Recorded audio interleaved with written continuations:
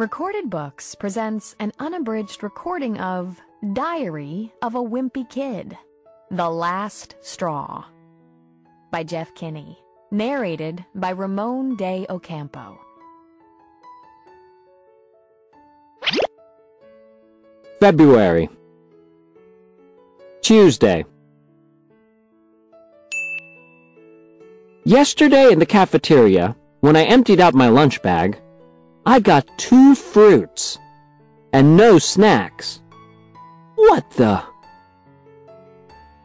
This was a pretty big problem. Mom always packs cookies or sugar wafers or something in my lunch bag, and it's usually the only thing I eat, so I had no energy for the rest of the day.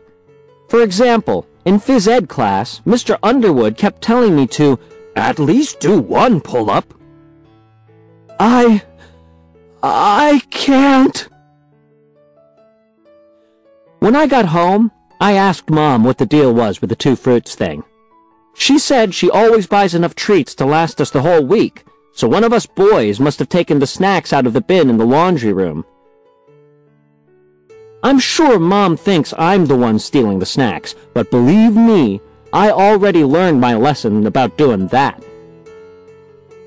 Last year, I took treats out of the bin, but I totally paid the price for it when I opened my lunch bag at school and pulled out Mom's substitute snack, a lousy pack of croutons. Imagine going up to your friends in the cafeteria and saying, "Would one of you gentlemen care to trade something for a pack of croutons?" Needless to say, they didn't. Today at lunch it was the same thing. 2 fruits and no snacks. Like I said, I really depend on the boost I get from that sugar.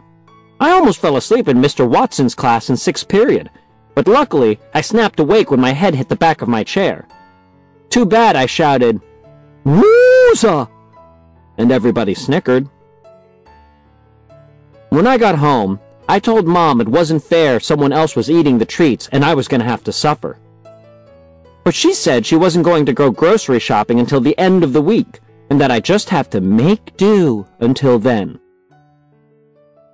Dad wasn't any help either.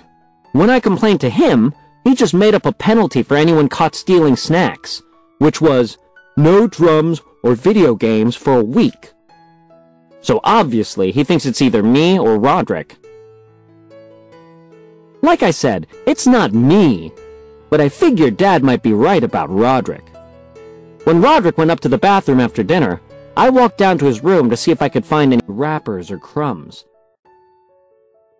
But while I was poking around in Roderick's room, I heard him coming downstairs. I had to hide quick, because for some reason Roderick gets really bent out of shape when he catches me in his room, like he did yesterday. I was only stuffing his drumsticks up my nose.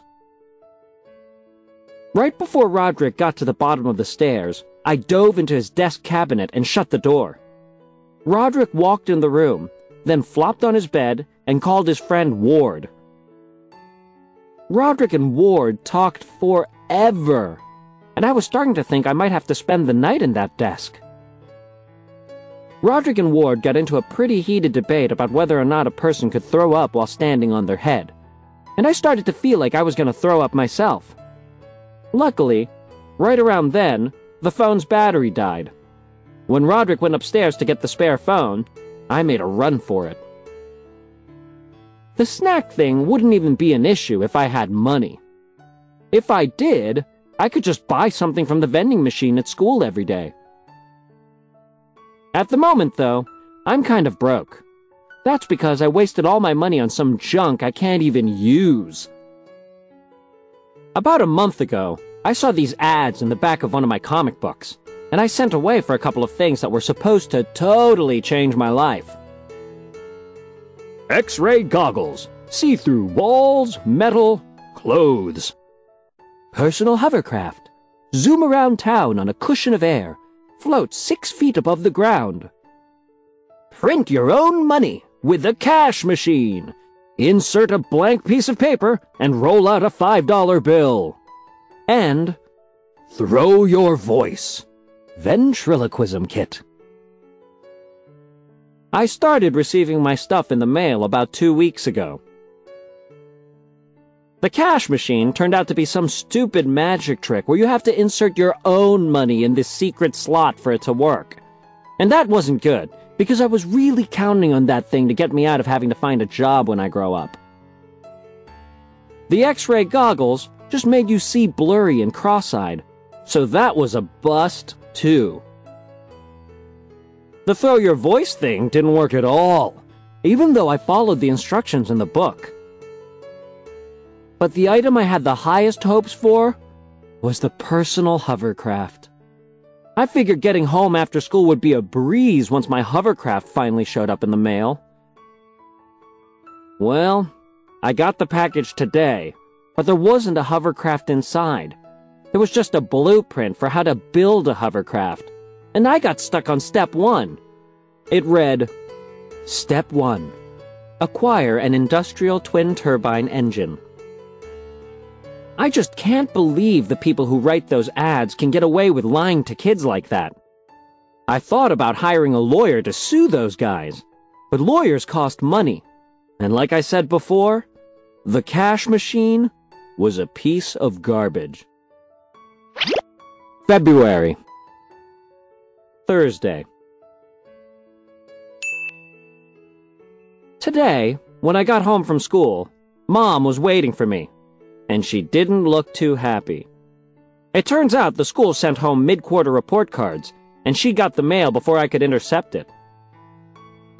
Mom showed me the report card, and it wasn't pretty. Then she said we were going to wait for Dad to get home to see what he thought. Man, waiting for Dad to get home when you're in trouble is the worst. I used to just hide in the closet, but recently I figured out a better way to handle it. Now, whenever I get in trouble, I ask Grandma to come over for dinner, because Dad's not going to act mad at me if Grandma's around. Then, at dinner, I made sure I sat in the seat right next to Grandma.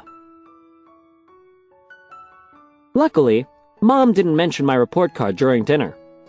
And when Grandma said she needed to leave to go to bingo, I tagged right along with her. Catch you guys later.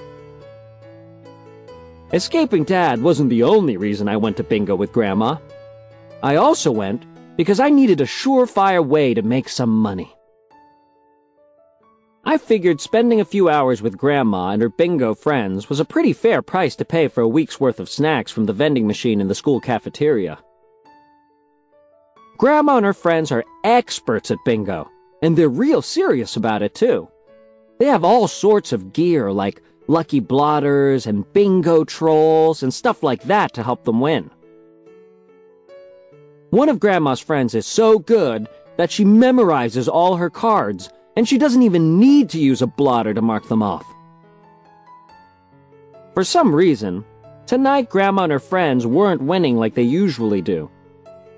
But then on the cover-all game, I got every square. I yelled out, "Bingo!"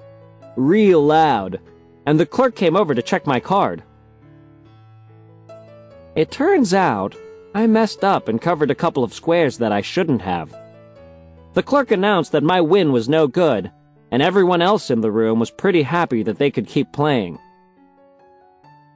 Grandma told me not to call so much attention to myself if I called out bingo again, because the regulars don't like it when a newcomer wins.